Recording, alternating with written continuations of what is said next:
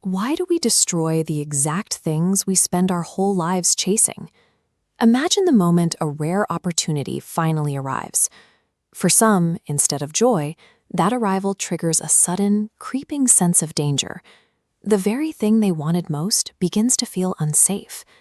This is self-sabotage, an unconscious process where the mind manufactures problems to block its own path toward growth and happiness.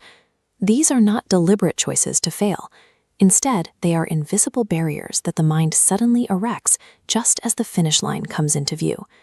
We act as the architects of our own misery, leaving us confused by the very wreckage we created. The trigger for this behavior is rarely what we expect.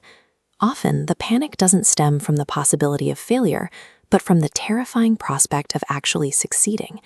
If a person operates with a baseline of low self-worth, achieving something great creates a massive internal collision. This diagram illustrates cognitive dissonance. On one side, we have external success, and on the other, internal self-worth. When a person receives something wonderful that directly contradicts their core belief that they don't deserve it, it causes intense psychological distress. The brain cannot tolerate this level of internal friction. To resolve the tension, it takes immediate, drastic action, usually by detonating the external success so everything matches that low internal baseline again. Destroying a rare opportunity or picking a fight with a partner serves as a pressure valve. It vents the unbearable psychological strain that comes with feeling like an imposter in your own life. There is a powerful biological drive at work here, called psychological homeostasis. The human mind is strictly hardwired to prefer familiar pain over unfamiliar change.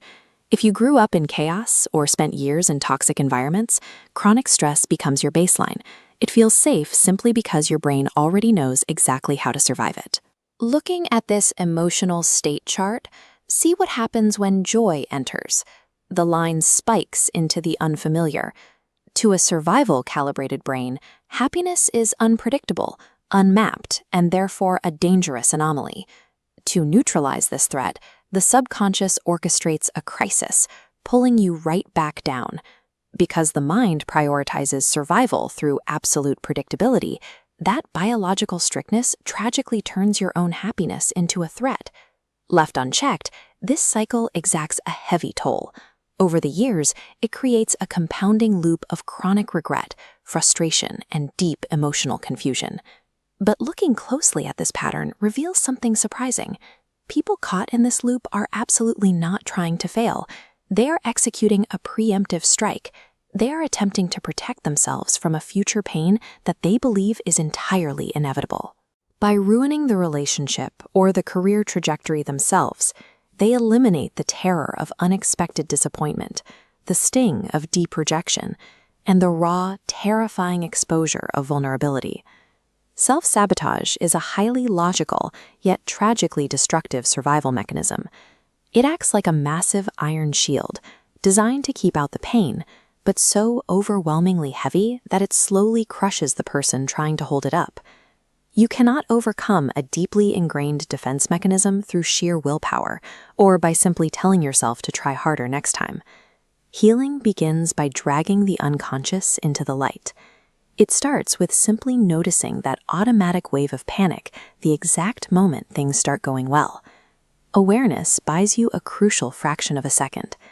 This brief hesitation acts as a wedge, prying open a gap in the brain's automatic drive to return to the safe baseline of misery. It proves to your nervous system that the discomfort of joy isn't actually a threat. In that pause, real growth takes root. The cycle only breaks when a person begins to slowly, deliberately cultivate the belief that they actually deserve good things.